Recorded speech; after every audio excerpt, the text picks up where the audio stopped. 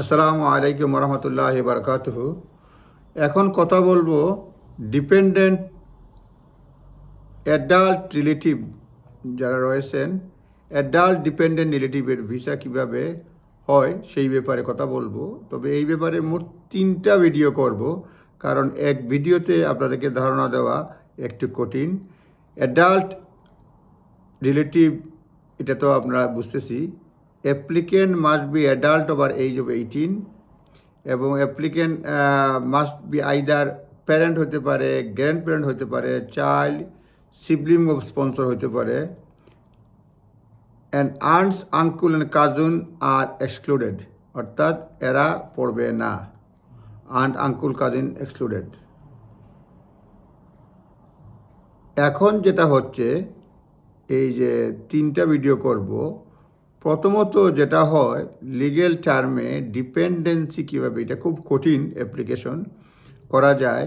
ডিপেন্ডেন্সির ক্ষেত্রে যে লিগেল টার্মসটা তারা ব্যবহার করে সেটা হচ্ছে applicant or if applicant is applying as a parent ও grandparent, applicant's partner must be result of age, illness or disability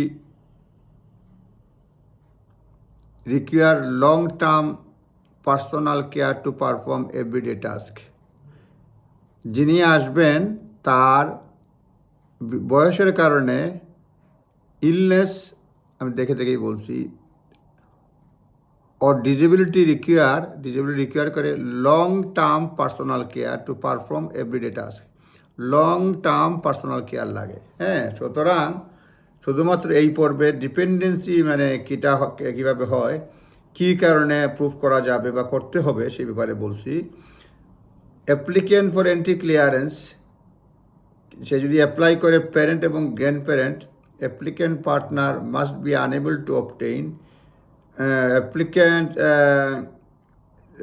যিনি করবেন unable to obtain the required level of care in the country where they are living, even financial help of the sponsor, because either financial help ছাড়া পাওয়া যাচ্ছে না, কারণ care is not available and there is no person that country who can reasonably provide it or the care is not affordable. মোট কথা হচ্ছে applicant entry ক্লিয়ারেন্সের জন্য যখন অ্যাপ্লাই করবে ফাদার মাদারের জন্য, সেই ক্ষেত্রে গ্র্যান্ড প্যারেন্টের জন্য, সেই ক্ষেত্রে প্রমাণ করতে হবে আনএবল টু অবটেইন রিকোয়ার্ড লেভেলের আপনার care where they are living, even with financial সাহায্য দিয়েও এই ধরনের সাহায্য পাবে না।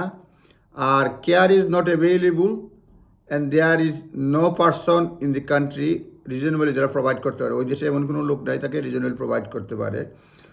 লং টার্ম কেয়ারটা খুবই জরুরি।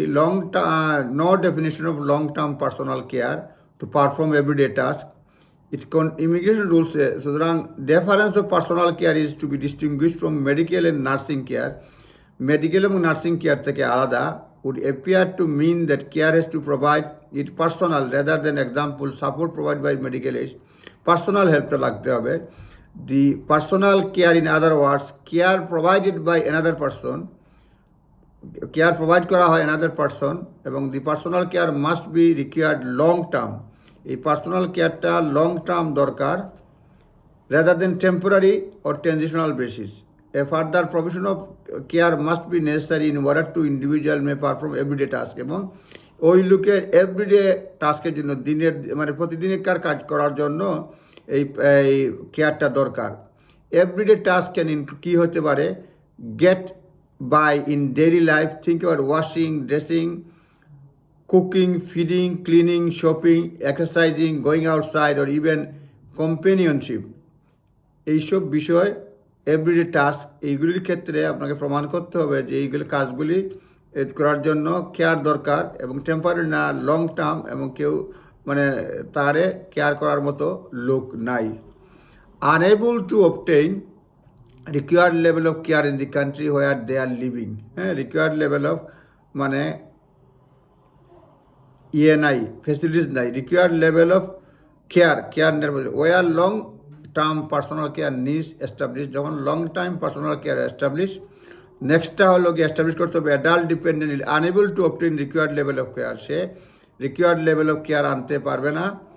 যেখানে বাস করে, ইভেন উইথ ফাইন্যান্সিয়াল হেল্প এবং ফাইন্যান্সিয়াল হেল্প সহ, because either the care is not available or there is no person in the country who can reasonably provide or care is not affordable.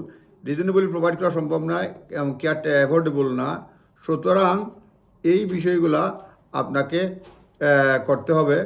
The required level of care is a matter to be objectively assessed with reference to the specific needs. Level of long-term personal care must be required in individual applicant to perform everyday task. Everyday taskের জন্য দরকার পড়বে। Emotional আর physical needs এবং because এগুলি তো দরকার রয়েছে। সুতরাং আপনারা যখন করবেন এই বিষয়গুলা বিবেচনা করবেন। সর্বশেষ এইখানে একটা পয়েন্ট বলি, পরে বাকিগুলো বলবো। No person in that country who can reasonable provide that care. After establishing a required level of care, next question is whether there is a other person in the country who reasonably provide care. যদি না সম্ভব হয় অন্য কোনো লোক আছে কিনা তারে মানে কেয়ার সম্ভব করা হয়। The key word is reasonably. The concept of reasonableness can do a lot of heavy lifting there. তারপরে গাইডেন্স অনুযায়ী ECO should consider whether there anyone in the country the applicant is living who can reasonably provide required level of care. এই দেশে অন্য কোনো লোক আছে কিনা reasonably তার জন্য কেয়ার প্রোভাইড করতে পারে, reasonably provide the required level of care. This might be close family member হতে পারে, son, daughter, brother, sister, parent, grandparent, wider family member, friend, neighbours or another person who can reasonably provide care. এইসব লোকজন আছে কিনা তাকে লোক করার জন্য অ্যাপ্লিক্যান্ট যখন খুবই লং টার্ম এই প্রবলেমে থাকে তখন এই ছেলেমেয়েরা আছে কিনা এগুলি সব বিবেচনা করতে হবে। Applicant is more than one close family member in the country where they are living. Family member may be able to pool resource to provide required care. এগুলি মানে রিকোয়ার্ড কেয়ার রিসোর্স কেন করতে হবে, রিজনেবল কেয়ার করতে হবে। Reasonable care may be required consideration such as location of the person, own circumstances, other commitment, অনেকগুলো বিষয় রয়েছে। সুতরাং আমি পরের ভিডিওতে অন্যান্য ক্রাইটেরিয়া নিয়ে কথা বলবো। আজ এ পর্যন্তই। এই ভিডিওতে ডিপেন্ডেন্সি কীভাবে প্রমাণ করবেন পিতা মাতা নিয়ে আসার জন্য বা গ্র্যান্ড প্যারেন্টস নিয়ে আসার জন্য ইমিগ্রেশন রুলসে, অন্য ক্রাইটেরিয়া নিয়ে কথা বলবো পরের ভিডিওতে। ভালো থাকবেন। আসসালামু আলাইকুম।